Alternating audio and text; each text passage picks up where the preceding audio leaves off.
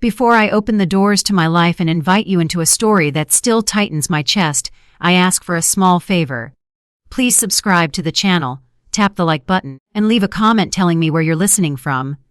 It reminds me that pain, when shared, does not echo in emptiness. Now get comfortable. This is not a story about heroes or villains. It's a story about love that stayed too long and the courage it took to finally let go. I was not supposed to be on that plane. I am not an impulsive woman. I never have been. My life was built on lists, calendars, and careful planning. For 30 years, I ran a logistics business. Missed deadlines were sins, surprises were enemies, and emotions were luxuries I rarely allowed myself. But 3 days of silence can undo a lifetime of discipline. 3 days of unanswered calls from my son. 3 days of messages marked delivered but never read. And one final voicemail from my daughter-in-law that I replayed so many times the sound of it began to haunt my dreams. Her voice wasn't crying. That's what frightened me. It was thin. Fractured, like a thread stretched too far. "Mom, I'm just tired. I'll call you later." Later never came. That night, I didn't sleep. Anxiety sat under my ribs like a block of ice. By morning, I stopped lying to myself. Something was wrong, deeply wrong, so I did something I had never done before. I packed a small suitcase, bought a ticket for the next flight, and flew halfway across the country without telling a soul. Not even my son. In my tote bag, tucked between paperwork and a change of clothes, were 2 glass jars of homemade elderberry preserves. Dark, tart, healing, the kind my son Sterling used to eat by the spoonful when he was little, standing barefoot in our kitchen back in Chicago. Next to the jars was a small, plush teddy bear. I stared at it before leaving the house and almost put it back. She's not pregnant, I told myself. This is silly. But something in me insisted. Sometimes, when we don't know what to bring, the airport buzzed with life when I arrived. Rolling suitcases, coffee machines hissing, people hugging, laughing, rushing toward reunions. I felt none of it. Instead, I felt like I was walking underwater. The phone in my coat pocket stayed silent. I checked it obsessively. No missed calls. No messages. I called Sterling again while waiting to board. Ring. Ring. Voicemail. I didn't leave a message this time. The flight felt endless. Clouds passed beneath us like torn cotton, and I tried to distract myself with a book, but the words blurred. Every few minutes, my mind returned to the same questions. Why hadn't Vada called? Why hadn't Sterling answered? Why did my chest feel like it was collapsing inward? You can't fool a mother's heart. My own mother used to say. I used to smile at that phrase. I don't smile anymore. The southern air hit me the moment I stepped out of the terminal. Thick, humid, heavy. So different from the sharp northern wind I was used to. The Uber ride to their neighborhood took about 40 minutes. I watched the city pass by through the window. Palm trees, neon signs, brick buildings glowing under the afternoon sun. Sterling loved this city, said it made him feel important. The building finally came into view. A historic brick condo, pre-war, high ceilings, gated courtyard. I had bought it for them 3 years ago, right after the wedding. I remember the pride I felt signing those papers. They'll be safe here, I thought. They'll never know what it means to count pennies. I believed money could protect them from life. I was wrong.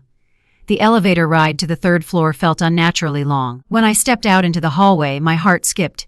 Their door was not fully closed, just slightly ajar, as if someone had left in a hurry. I pushed it open. The smell hit me first. Stale tobacco smoke, old alcohol, something sour, like wine gone bad. This was not how Vada kept her home. My shoes echoed too loudly on the floor as I stepped inside. Boots were scattered in the hallway. One upright, the other kicked against the wall, leaving a scuff mark on the cream-colored wallpaper. The living room was a mess. Empty bottles of expensive cognac, pizza boxes crusted with mold, ashtrays overflowing, and on the kitchen table, unopened mail utility bills. Past due notices. I picked one up. Electricity, waternet. None of them paid. My hands were already shaking when I noticed the small white box beside the envelopes. Medication, heart drops, blood pressure pills. Prescribed to Vada 6 months ago. The seal was unbroken. A thin layer of dust coated the box. Dust doesn't lie. She hadn't taken them. Not once. Who are you looking for? I spun around. An elderly woman stood in the doorway, clutching her robe closed, eyes filled with concern. I'm Sterling's mother, I said. My voice sounded calm. Too calm. Where are they? Where's Vada? The woman sighed and shook her head slowly. Oh, honey, your boy? I don't know. Running the streets, I reckon. Music was blasting here until morning a few days ago. My heart pounded. And Vada. The woman's eyes softened. Ambulance took her. 2, maybe 3 days ago, she was unconscious, thin as a shadow. The room tilted. What hospital? I whispered. City General. That's where they take everyone. I don't remember leaving the apartment. I don't remember the ride. Only the burning thought repeating in my head, please be alive. Please be alive. City General Hospital smelled like bleach and despair. I pushed past the waiting room, past confused looks, straight to the admissions desk. Jefferson, I said. Vada Jefferson. A pause. Yes. ICU. My legs nearly gave out. They tried to stop me at the ICU doors. Family only. I am family, I said. Something in my eyes made the nurse hesitate. A doctor came out, tall, tired, glasses sliding down his nose. Are you the mother? Mother-in-law, I corrected. What's wrong with her? He took a breath. Advanced bilateral pneumonia. Severe dehydration, malnutrition. The words struck like bullets. She was alone, he continued. For days, if the neighbors hadn't called emergency services when they heard her collapse. He didn't finish the sentence. He didn't need to. When I saw her, I almost screamed. Vada lay motionless, tubes everywhere, skin stretched tight over sharp bones. She looked smaller than the pillow beneath her head. This was an illness.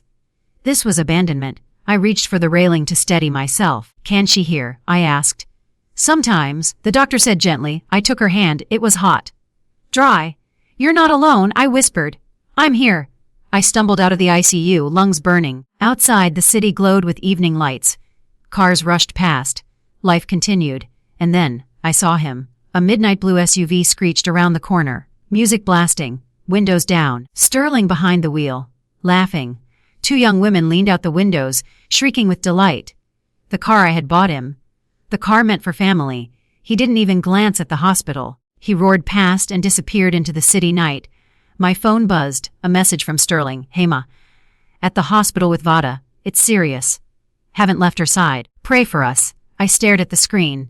The tears never came. Something else did. Clarity. Cold. Sharp. Final. I stood there for a long moment after reading that message. The glow of the hospital lights reflected off the glass doors behind me, and for the first time in my life, I realized something terrifyingly simple. I did not recognize my own son anymore. The boy I raised would never have lied so easily.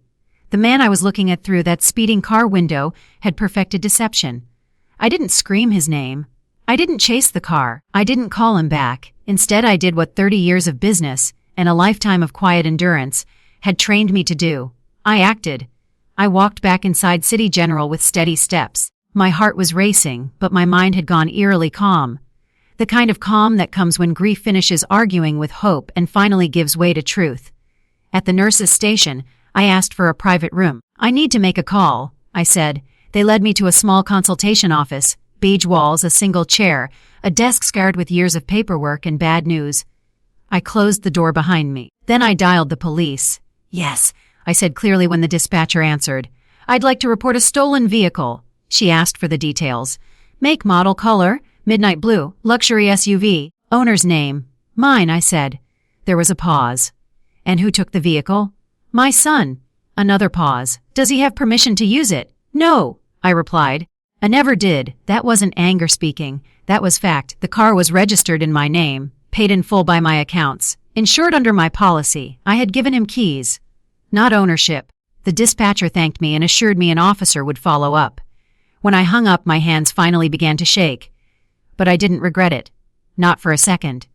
The officer arrived less than an hour later. A young man, kind eyes, professional posture. I told him everything. About the messages, the lies, the ICU room upstairs. He nodded quietly and took notes. He said gently, "We'll locate the vehicle. Once we do, your son will be detained for questioning." I nodded. "Do what you need to do." Upstairs, the ICU hummed with mechanical life. Monitors beeped softly. Machines breathed where lungs could not. I pulled a chair up beside Vada's bed and sat with her through the night. I talked to her.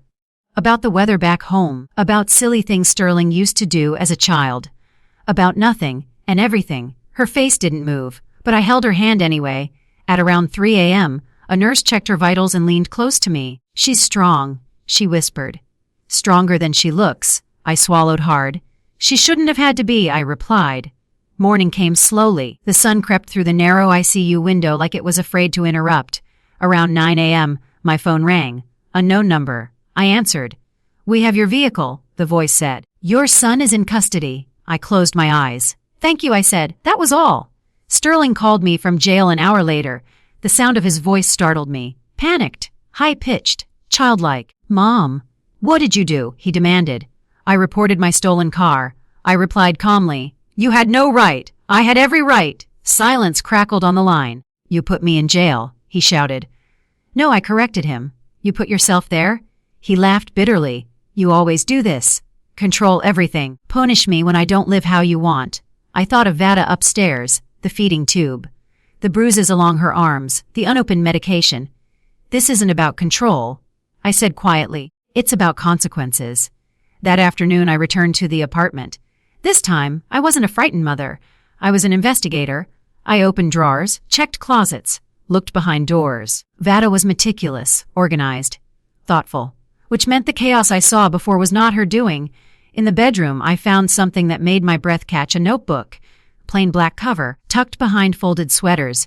I sat on the edge of the bed and opened it. The first page read, "If someone finds this, please believe me." My hands trembled. Page after page told a story I had never seen. The smiling photos on social media, the polished dinner parties, the vacations, all lies. Sterling controlled the money, controlled the thermostat, controlled who she spoke to. "He says heat is a luxury." One entry read, "I sleep in a sweater now." Another, "He took my card again. Says medication can wait." Another, "I'm scared to get sick. I don't think he would help me." I had to stop reading. I couldn't breathe. I flipped further. The entries grew shakier. Dates closer together, shorter sentences. "He didn't come home last night. No food left. I feel dizzy, cold." The last entry was barely legible. "If I don't wake up, please tell someone I tried." I pressed the notebook to my chest and sobbed. This wasn't neglect. This was slow violence. That night, Vada stirred. Just slightly. Her fingers twitched around mine. I leaned forward instantly. "Vada, it's me. I'm here."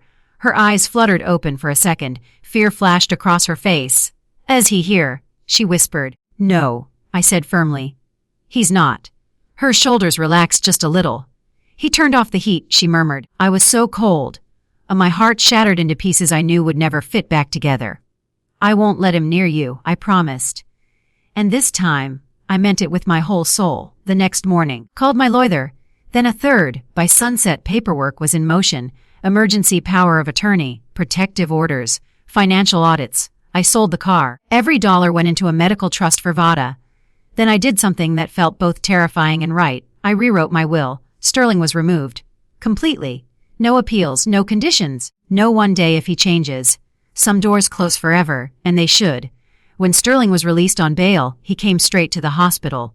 Security stopped him at the entrance. He screamed, cried, collapsed onto the floor like a child denied candy. "I just want to see my wife!" I stepped forward. "She doesn't want to see you," I said. He looked up at me, eyes wild. "You ruined my life!" I looked down at him. "No," I replied. "You did!" And I walked away. The hospital became my world. Days blurred into nights, and nights dissolved into mornings without warning. The ICU lights never dimmed completely, and neither did the ache in my chest. I slept in a stiff chair beside Vada's bed, waking every time a machine changed its rhythm, every time her breathing faltered. I learned the language of monitors, the meaning of numbers, the quiet urgency in nurses' voices when something was not right. And through it all, one thought stayed constant: how close I came to losing her, without even knowing. The legal wheels turned faster than I expected. By the third day, the temporary restraining order was granted. Sterling was prohibited from coming within 500 feet of Vada or the hospital. His calls went unanswered. His messages, angry, pleading, manipulative, were documented and forwarded to my lawyer. He alternated between rage and self-pity. One voicemail chilled me more than the rest. "You're choosing her over your own blood," he said. "Don't forget who your real family is." I listened to it once, then deleted it. Family is not defined by blood. Family is defined by who protects you when you cannot protect yourself. On the fifth morning, Vada woke up. Not briefly, not confused, but fully. Her eyes opened slowly, searching the room until they found mine. She tried to speak, but no sound came out. I pressed the call button, but she squeezed my hand gently, stopping me. Tears rolled down her cheeks. "I thought I was dying," she whispered hoarsely. "I thought no one would come. I leaned forward, resting my forehead against hers. "You were never alone?" I said. "You just didn't know it yet." She cried quietly, the kind of crying that comes from surviving something you weren't sure you would. Recovery was not quick. Her body was weak. Her muscles wasted. Her confidence shattered. But her spirit surprised everyone. Each day she sat up a little longer. Each day she ate a little more. Each day she looked less afraid. The doctors called it resilience. I called it courage. Sterling did not take the silence well. With the apartment no longer accessible to him, and his accounts frozen pending investigation, his world collapsed fast. He showed up anyway. Not at the hospital. He knew better, at the condo. I wasn't there, but the building manager called me immediately. "He's banging on the door," she said, yelling, demanding entry. "Call the police," I replied calmly. By the time officers arrived, Sterling was sitting on the floor, back against the wall, his head in his hands. He looked small, lost, but not sorry. Later that day, I met him once, just once, at my lawyer's office. He came in disabled, unshaven, his expensive clothes wrinkled and stained. "You didn't have to destroy me," he said the moment he sat down. I folded my hands on the table. "I didn't destroy you," I replied. "I stopped protecting you from yourself." He laughed bitterly. "You always liked her more." That sentence broke something inside me.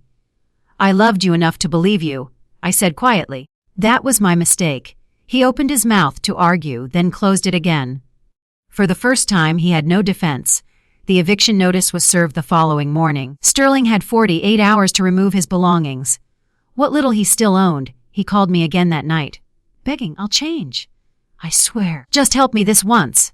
I thought of Vada shivering in the cold, of empty cupboards, of pages written in fear. "This was your last chance," I said. "You spent it." I hung up. 2 days later, I went to the apartment. Not for him, for her. I aired out the rooms, threw away the bottles, opened the curtains. Sunlight poured in like forgiveness. When Vada was strong enough to leave the hospital, this would be her home, her sanctuary. The day she was discharged, she walked out slowly, leaning on my arm. The sun warmed her face, and she closed her eyes for a moment, breathing deeply. "I didn't think I'd ever feel safe again," she said softly. "You will," I replied. "This is only the beginning." She looked at me, eyes full. "Why are you doing this for me?" I didn't answer immediately. Because the truth was layered. Because guilt, love, regret, and responsibility were tangled together. Finally, I said, "Because someone should have done it sooner." Sterling disappeared for a while after that. No calls. No messages. I later learned he had bounced between friends, couches, and short-term jobs that never lasted. People who once admired his charm grew tired of his entitlement. Charisma fades when consequences arrive. Weeks passed. Vada grew stronger. She painted again. Soft colors at first, gentle lines, then bolder strokes. One afternoon she handed me a small canvas. It showed a woman standing in light, her shadow behind her, no longer reaching forward. "I used to think shadows chased us," she said. "Now I think they're proof we're standing in the sun." I hugged her tightly. One evening, months later, I saw Sterling again. At a car wash, he was scrubbing wheels, soaked from head to toe, his shoulders hunched against the cold.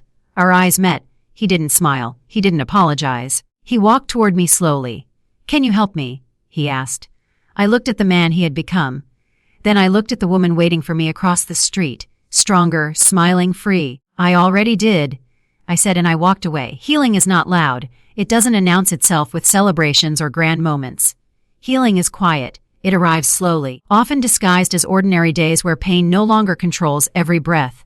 For Vada, healing began with mornings. She started waking up before the sun, wrapping herself in a sweater, and standing by the window of the condo that was finally hers. She would watch the city wake up.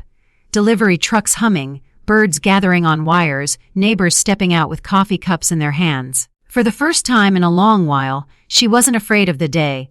And for me, healing came with guilt. I didn't expect that part. I had thought once the danger was gone, once justice was set in motion, my heart would rest. It didn't. Instead, it replayed memories. Sterling at 6 years old, missing his front teeth, proudly holding up a drawing he had made just for me.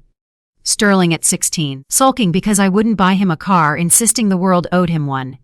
Sterling at 30, charming, confident, admired. Where did I fail him? That question followed me everywhere. One night, weeks after Vada returned home, I couldn't sleep. The condo was quiet. Too quiet. I made tea and sat at the kitchen table, the same table where unopened bills once gathered dust, where neglect had lived so comfortably. Vada joined me silently. "You're thinking about him?" she said gently. I didn't deny it. "I raised him?" I replied. "I can't pretend I had nothing to do with who he became." She reached across the table and placed her hand over mine. "You didn't teach him cruelty," she said. "You taught him comfort without accountability. That's not the same thing." Her words landed heavily, because they were true. I had paid his debts, covered his mistakes, smoothed every sharp edge of life before it could cut him. And when consequences never arrive, empathy often never develops. That was my failure, not love. Protection without limits. The court proceedings moved quietly but steadily. Evidence from the diary, medical reports. Witness statements from neighbors. Sterling was charged, not with dramatic crimes that make headlines, but with something colder. Criminal neglect, financial abuse, domestic endangerment. The kind of charges that don't sound dramatic until you understand the damage they cause. He pled not guilty. Of course he did. The day of the hearing, Vada sat beside me. She wore a simple dress, her hair tied back, no makeup. She didn't want armor. She wanted truth. When Sterling entered the courtroom, he didn't look at us. Not once. His lawyer spoke of stress, of misunderstandings, of a marriage that simply fell apart. When it was Vada's turn, the room went silent. She spoke calmly, about the cold, about hunger, about being afraid to get sick, about realizing one night that if she collapsed, no one would come. By the time she finished, even the judge looked shaken. Sterling stared at the table. The ruling wasn't revenge. It was accountability, mandatory counseling, financial restitution, a permanent protective order. Not prison, but a record that would follow him, a truth that could no longer be erased. After court, Sterling approached us outside. Security stayed close. "I never meant to hurt you," he said to Vada. She looked at him steadily. "Intent doesn't erase impact," she replied. Then she turned to me. "I'm ready to go home." And we left. Life began to take shape again. Vada found a job at a local art center, teaching children twice a week. The first time she came home smiling, paint on her hands, I nearly cried. She laughed more, laughed freely. One evening, while cooking together, she hesitated. "Can I ask you something?" she said. "Anything? Why did you choose me when he was your son?" The question cut deep. I put the knife down. "I didn't choose between people," I said slowly. "I chose between right and wrong." She nodded, eyes shining. "Then I'm glad you chose right." A month later, she called me Mom for the first time. Not accidentally, not emotionally. Deliberately, I didn't respond. I just hugged her. Some bonds are not born, they are forged. Sterling tried to rebuild. I heard about it from a distance, temporary jobs, short-lived apologies, stories where he was always the victim. He never asked how Vada was doing, only how I was, only what he had lost. That told me everything. One afternoon, while cleaning old files, I found the teddy bear I had brought on that first flight. Still unused. I handed it to Vada. She smiled softly. "I think it came at the right time," she said. That night, I stood on the balcony alone, city lights blinking below. I thought about forgiveness. People misunderstand it. Forgiveness is not reconciliation. Forgiveness is not access. Forgiveness is releasing the hope that the past could have been different. And I had finally released that hope.